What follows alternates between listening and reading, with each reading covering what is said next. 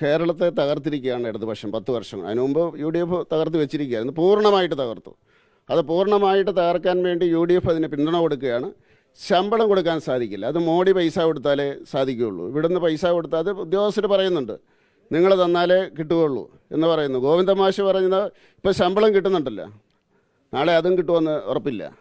DA 6 പ്രാവശ്യത്തെ തടഞ്ഞ് കൊടുത്തിട്ടില്ല. റേഷൻ വിതരണം മോഡിയാണ് മുഴുവൻ റേഷനും കൊടുക്കുന്നത് സൗജന്യമായിട്ട്. അതിന് പൈസ ഇല്ലാഞ്ഞിട്ട് അത് തടയുന്ന അവസ്ഥ വന്നു, നിൽക്കുന്ന അവസ്ഥ വന്നു. അപ്പോൾ എല്ലാ രംഗത്തും കേരളത്തെ തകർത്തിരിക്കുകയാണ് LDF. സാമ്പത്തിക രംഗം, വിദ്യാഭ്യാസ രംഗം, ഇൻഡസ്ട്രി, അങ്ങനെയുള്ള എല്ലാ കാലത്തും is of doing business Modi വന്നതിന് ശേഷം അത് സംയുക്തമായിട്ട് ശ്രമിച്ചുകൊണ്ടായിട്ടുണ്ട്. ഞാനത് അംബാസഡർ ആകാൻ തയ്യാറാണ്. പക്ഷേ CA2 നിയന്ത്രിക്കുമോ? അവർ തകർത്തില്ലേ ഇവിടുത്തെ ഇൻഡസ്ട്രീസ്? അതുപോലെ SFI തകർത്തുകൊണ്ടിരിക്കുകയല്ലേ, ഓരോ കോളേജും തകർത്തുകൊണ്ടിരിക്കുകയല്ലേ. ആ അക്രമം കൊണ്ട് കുട്ടികൾ നാട് വിട്ടു പോവുകയല്ലേ, മറ്റ് സംസ്ഥാനങ്ങളിലേക്ക് പോകുന്നു. അവർ വിദേശത്ത് പോകുന്ന കുറച്ചേ ഉള്ളൂ, പക്ഷേ ഭൂരിപക്ഷം കുട്ടികളും മറ്റ് സംസ്ഥാനത്ത് പോയി പഠിക്കുന്നു. അത് നിലവാരമില്ലാത്തതുകൊണ്ടല്ല, പ്രാണഭയം കൊണ്ടാണ്. അതുകൊണ്ട് തീർച്ചയായിട്ടും അത് തുറന്നു പറയുക, ഞങ്ങൾ തകർത്തിരിക്കുന്നു കേരളത്തെ.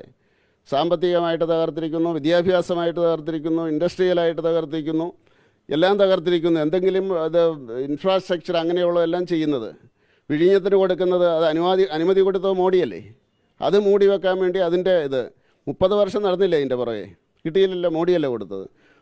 വയനാട്ടിൽ മുഴുവൻ കാര്യങ്ങളും മോഡിയല്ലേ ചെയ്തത്, വെളുപ്പിന് എഴുന്നേറ്റ് നിന്നുകൊണ്ട്. അപ്പോൾ അതുകൊണ്ട് ആ മോഡി എന്തിനാണ് അവിടെ വന്നത്, എന്തിനാണ് അത് ചെയ്തത് എന്നാണ് തിരിച്ചു ചോദിക്കുന്നത്. ഇത് കാപട്യമാണ്. അപ്പോൾ അതുകൊണ്ട് അതിനെ എതിർത്ത് തോൽപ്പിച്ചേ പറ്റുള്ളൂ, യാതൊരു സംശയവുമില്ല. 1ാം സ്ഥാനത്തെത്തിയത് കേരളത്തിൻ്റെ കുഴപ്പമാണോ എന്നാണ് ഭരണപക്ഷം. 1ാം സ്ഥാനത്ത് എവിടെ എത്തി? സാമ്പത്തിക രംഗത്ത് 1ാം സ്ഥാനത്താണോ? വിദ്യാഭ്യാസ രംഗത്ത് നമ്മൾ എത്ര ഉയർച്ചയിലായിരുന്നു, അത് തകർത്തില്ലേ? കുട്ടികളെല്ലാം ഓടിക്കുകയല്ലേ, കേരളത്തിൽ നിന്ന് ഓടിക്കുകയല്ലേ. അതുപോലെ ഇൻഡസ്ട്രിയൽ രംഗത്ത് എവിടെയാണ് നിൽക്കുന്നത്? അടിസ്ഥാന വികസനം മോഡി ചെയ്യുന്നതല്ലേ, അല്ലാതെ എവിടെയുള്ളത്? അപ്പോൾ അത് മോഡി ചെയ്യുന്നതല്ലാതെ കേരളത്തിലൊന്നുമില്ല, അല്ലെങ്കിൽ അവർ തെളിയിക്കട്ടെ. യാഥാർത്ഥ്യം തുറന്നു പറയാൻ കേരളം ഇപ്പോഴും തയ്യാറാകുന്നില്ല എന്നാണോ അങ്ങ്? അതല്ലേ ഞാൻ പറഞ്ഞത് ഫിനാൻസ് ഇവിടെ പറഞ്ഞത് അത് തന്നെ ഞാൻ പറയുന്നത്. ഇപ്പോൾ കുറച്ച് കടുപ്പത്തിൽ പറയുന്നേ ഉള്ളൂ, അന്ന് കുറച്ച് ശാന്തമായിട്ടാണ് പറഞ്ഞത്. 6 മാസമായിട്ട് ഞാൻ പറയുന്നതാണ്, നിങ്ങൾ ഇപ്പോൾ അതിൻ്റെ സമയമാണ്. ഫിനാൻസ് കമ്മീഷനെ ബോധ്യപ്പെടുത്തണം. അത് പിന്നോക്കാവസ്ഥ എവിടെയെങ്കിലും ഉണ്ട് ചോദിച്ചാൽ തരും. ഇപ്പം സാമ്പത്തികമായിട്ട് തകർന്നതന്നെ പിന്നോക്കാവസ്ഥയല്ലേ, ശമ്പളം കൊടുക്കാൻ പറ്റാത്തത് പിന്നോക്കാവസ്ഥയല്ലേ, റേഷൻ വിതരണം ചെയ്യാൻ പറ്റാത്തത് അതിനുള്ള പ്രതിസന്ധി വരുന്നത് പിന്നോക്കാവസ്ഥയല്ലേ. അത് പ്രതിസന്ധി എന്ത് പാടുപെട്ടാത് പരിഹരിച്ചതെന്ന് നമുക്കറിയാം. എന്തെല്ലാം തിരകിട കാണിച്ചാണ് രക്ഷപ്പെട്ടതെന്നറിയാം അവർക്കൊരു ഇത് കൊടുക്കാൻ വേണ്ടി. അപ്പോൾ അതുകൊണ്ട് അത് തുറന്നു പറയണം. അത് പറഞ്ഞു കഴിഞ്ഞാൽ അത് കിട്ടും. അല്ലാതെ ഞങ്ങൾ 1ാം സ്ഥാനത്താണെന്ന് പറയുന്നത്, വിദ്യാഭ്യാസത്തിൻ്റെ നിലവാരം എന്ന് പറയുന്നത് ശ്രീനാരായണ ഗുരുവും ചട്ടമ്പിസ്വാമികളും അതുപോലെ ചാവറിയച്ചനും ഒക്കെ നിലനിർത്തിയ ഒന്നാണ്. അതിപ്പോൾ കുടുംബങ്ങൾ കാത്തു സൂക്ഷിക്കുന്നുണ്ട്. അത് ഇല്ലെന്നാണ് ഇവർ പറയുന്നത്.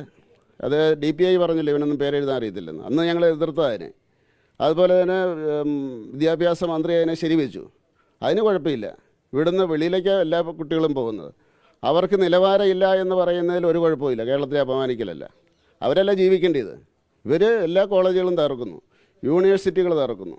അതുകൊണ്ട് കേന്ദ്രം സാമ്പത്തികമായിട്ട് തകർന്നിരിക്കുന്നു, ഞങ്ങൾക്ക് സാമ്പത്തികമായിട്ട് കൂടുതൽ സഹായം വേണം എന്ന് പറയട്ടെ ഈ നമ്മുടെ ഫിനാൻസ് കമ്മീഷനോട്. ശരി.